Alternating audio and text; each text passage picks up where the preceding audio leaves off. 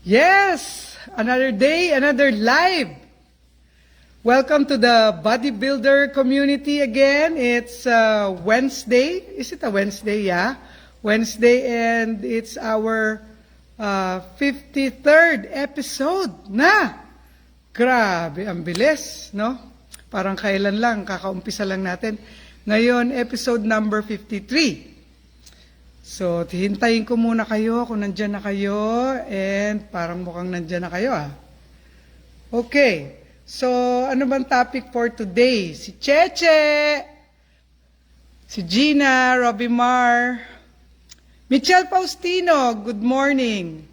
Topic for today, advantage ba ang may experience na sa network marketing? Gandang topic. Kasi marami tayong nakikilala na may experience na sila sa other network marketing company. So, ano ba nafe-feel mo pag yung prospect mo sinabing, sumali na ako sa tutut, sumali na ako sa ibang company. Ano ba yung nafe-feel mo? Na-excite ka ba? Or parang ayoko naman na to kasi galing na sa ibang network marketing. So, ano ba yung feeling mo? Sabihin mo lang dyan sa comment section para mabasa ko. Yes, Manrisa, another day, another learnings po. Thank you. Sige, interact lang kayo ha, para nababasa ko. Wow, nasa Faith House po kayo. Galing! May mga magagaling ha. Alam kung nasaan ako. Anyways, so yung question, advantage ba pag galing sa ibang network marketing company?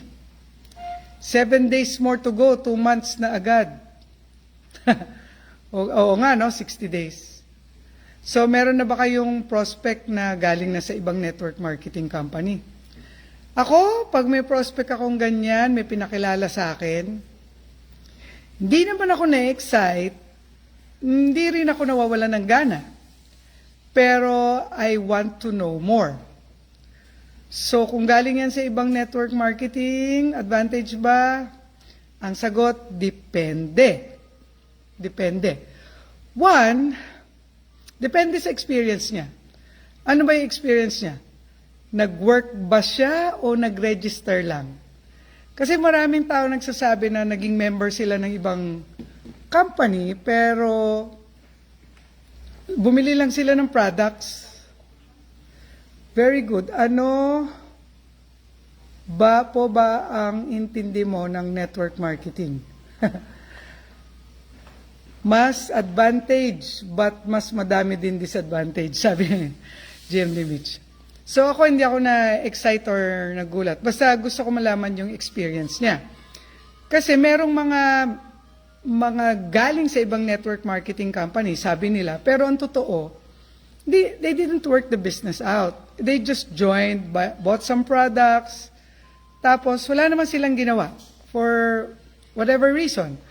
Mayroong walang ginawa kasi hindi sila na-follow up, merong walang ginawa kasi hindi alam ang gagawin, merong walang ginawa kasi nawala na yung company, nawala na yung upline, so kaya wala silang ginawa.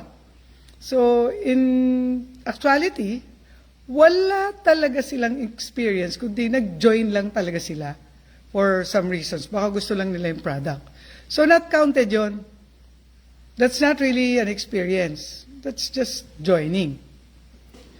So ngayon, alamin ko pa. What if nag-join talaga, tapos sumali talaga, tapos nag-work out talaga? Is that really an advantage? Again, depende na naman. Ano ba yung experience nila? Kumita ba sila o hindi? Happy ba sila o hindi? Kaya ang sunod na tanong, if they really joined, bakit wala na sila doon? Bakit sila nag-quit, di ba? Kung happy sila, di sana sila nag-quit. Kung hindi sila happy, ano yung reason, bakit hindi sila happy? These things you want to know. Why? Kaya yan, depende dyan kung magiging advantage ba nila or hindi. Okay, isa-isahin natin. What if they really did the business, and hindi sila kumita. Kasi naloko sila ng upline nila. Or nagsara yung company nila. Or nahirapan sila, nag-quit sila kagad. Or nagalit sila sa upline nila, nainis sila. For some reasons, like iniwan ba sila, or inagrabyado ba sila, hindi pinasok yung volume nila, hindi sila tinuruan. So, generally, negative experience. So, is that an advantage or not? Kung negative yung experience nila, wala sila talagang ginawa, or hindi sila nakapagtrabaho, well, hindi ko pa rin masabi ko advantage or disadvantage eh. Ang next question dyan, bakit ka sumali? Bakit siya sumali doon? Ano ba yung nagustuhan niya? Diba? Ano ba yung prinamis sa kanya? So kung prinamis sa kanya na kaya siya sasali sa network marketing, yayaman siya, kikita siya, or matutupad yung pangarap niya, that's good. No? Kasi, kung ano man yung problema niya doon, bakit siya hindi nagtuloy, ang advantage doon ay meron siyang reason bakit siya nag-join. Kasi nung pag-join niya, gusto niya matupad yung pangarap niya or kumita, and that same reason, kung hindi man niya natupad doon, dito niya sa lifestyles pwedeng tuparin. Yun. Kasi, yung pagsali niya doon, kung ginawa niya talaga, hopeful siya, gusto niya, pero hindi lang siya nabigyan ng pagkakataon because of negative upline, malpractice, or nagsara yung company, dito niya pwedeng gawin. Yun. So, kailangan lang niya, pagsali niya dito, magiging advantage niya yun, kasi alam na niya expectation niya, magiging advantage niya yun kung teachable siya. Kung yayabang-yabang pa siya na sabihin niyang alam niya na yan, kasi pinagdaanan niya yan, mahirapan pa rin siya dito. Hindi yun advantage. Sabi ni Lucel, may nakilala po akong ganyan, dati daw networking, pero ngayon, user na lang. Okay. So, hindi siya advantage kung dadalhin niya dito yung ginawa niya doon, yung practice nila doon, na yun nga, parang hindi nakapagpa-asenso sa kanila. Mali, no? Yung naisahan siya nung upline niya. Kung dadalhin niya dito yan, wala yang silbi dito. Disadvantage siya. Pero kung papasok siya dito, even though may experience siya, tapos magiging teachable siya dito, yun, advantage yun. Kasi sa testimony niya, sasabihin niya, pumunta ako sa ibang network, galing ako sa ibang network marketing company. Ganito, hindi ako tinulungan, hindi ako tinuruan, kinuha yung pera ko, tapos nawala na or nagsara, kaya nandito ako ngayon sa lifestyles. Kaya ngayon, nagpapaturo ako dito kasi dito may nagtuturo at willing ako sundin para ako ay umasenso. Kung ganun yung kanyang testimony, advantage yun. Diba? Kasi may comparison na doon di masyadong maganda. Tapos dito, lahat ng hinahanap niya, nandito, tinuruan siya, sinmahan siya, at saka yung company, nagtatagal, hindi nawawala, sobrang advantage yun. Kaya siya naging teachable. Sobrang advantage yun. Yan. Kasi teachable siya. Kasi willing siya to follow the system. So, yun ang question doon. Kung magiging teachable ba at follow the system. Kung mayabang yan, wala na nga nangyari sa kanya doon sa network marketing company niya, tapos magyayabang pa dito, nako, medyo mawalan ka ng gana dyan. Kasi hindi rin niya kikita dito. At baka siya ang problema, kaya siya iniwan ng upline niya. Dapat maging teachable talaga kasi yung downline ko before, hindi naging teachable dahil madaming alam sa previous network marketing. Oo.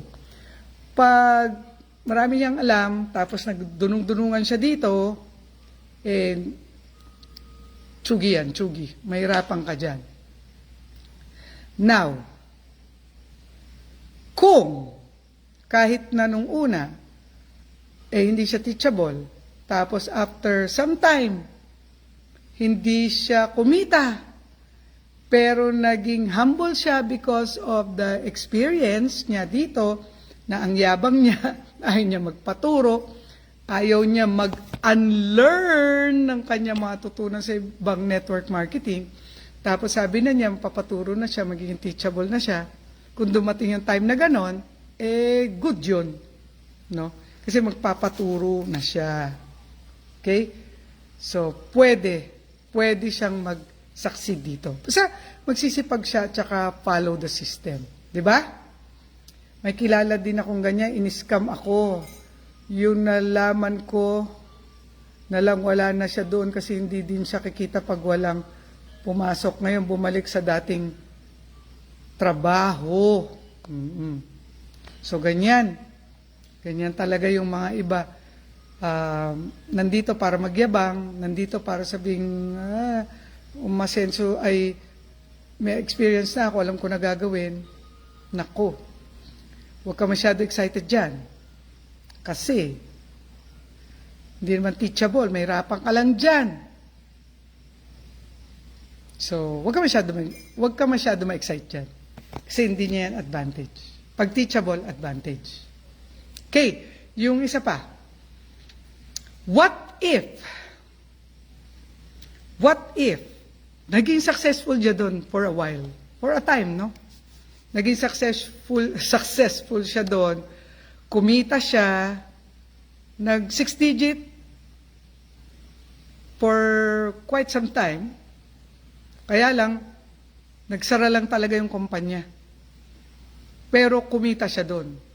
Or kahit di nagsara yung kumpanya, sa tingin nila kasi naituro sa kanila na 3 years lang ang network marketing company, tapos bababa na yan, tapos mawala na yung kita, kaya kailangan maghanap ka na naman ng kung saang network marketing company ka mauuna, dahil yung mauna lang yung yumayaman, kaya lipat sila ng lipat. Eto, masasabi ko sa iyo, hindi yan advantage. Kasi may sariling sistema yan. At yung sarili niyang sistema, yun nga, pag sinabi niyang una-una, mas maganda na una, sino yung 001 na distributor, naku, sasakit lang ang ulo mo niyan, or hindi yan papaturo, hindi yan na-attend, marunong pa sa iyan, kaya huwag ka masyado excited. Hindi ko sinasabing awayin mo, pero kung meron siya sariling sistema, pabayaan mo lang siya. Try niya, yung sistema niya, kung mag-work, no?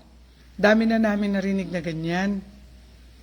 Hindi naman sila nag-work dito kasi nga ginagawa nila yung sistema nila, hindi bagay dito. Sabi ni Jesus, yes, meron po akong na-encounter dating ibang company, wala daw po nangyari sa ininvest niya doon. Oo. Maraming ganyan. So, even if they became successful and they had big income in their previous network marketing company, but they're not willing to be teachable and they want to bring in their system here and do their own thing, I cannot guarantee that it's an advantage because I don't know the result.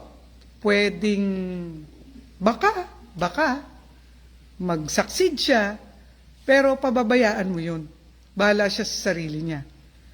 Wag lang siyang needy sa'yo or hanap ng, alam mo na, yung naghahanap ng support from you, ibang klaseng support naman yung ine-expect niya sa'yo. Yung mga ganon. So, wag ka masyadong excited dyan. Kasi hindi natin sure. Ngayon, again, like yung the other, kung ginawa niya yung sistema niya at hindi siya naging successful and naging humble siya at lumapit siya sa iyo at sinabing magpapaturo na siya, papasok na siya sa system, maybe, just maybe, no? Marami naman ditong galing sa ibang network marketing company. Iba-iba yung involvement nila. Merong nagtrabaho, merong hindi nagtrabaho, merong nagtrabaho for a while, tapos hindi naging successful, merong kumita ng 6 digit, merong ganyan, iba-iba. Pero bottom line dito is that will they be teachable here and follow the system here and will collaborate with their upline, teamwork with their upline? That's the big question. So it doesn't follow if they came from other network marketing companies, if successful or not. It doesn't follow that it's an advantage. We don't know. Still depends on their attitude pagdating dito. Ang titignan lang talaga natin dyan yung hawak niya sa pangarap niya at yung paniwala niya na yung sistema dito sa lifestyles ang magpapasucceed sa kanya. Once na ganun siya, magpapaturo siya at magsasubmit, tapos sobrang sipag, at ito ang nakikita niyang pag-asa niya, maybe, malaki yung probability na maging successful siya. So, advantage or disadvantage? Wala. Pareho rin yan ng iba.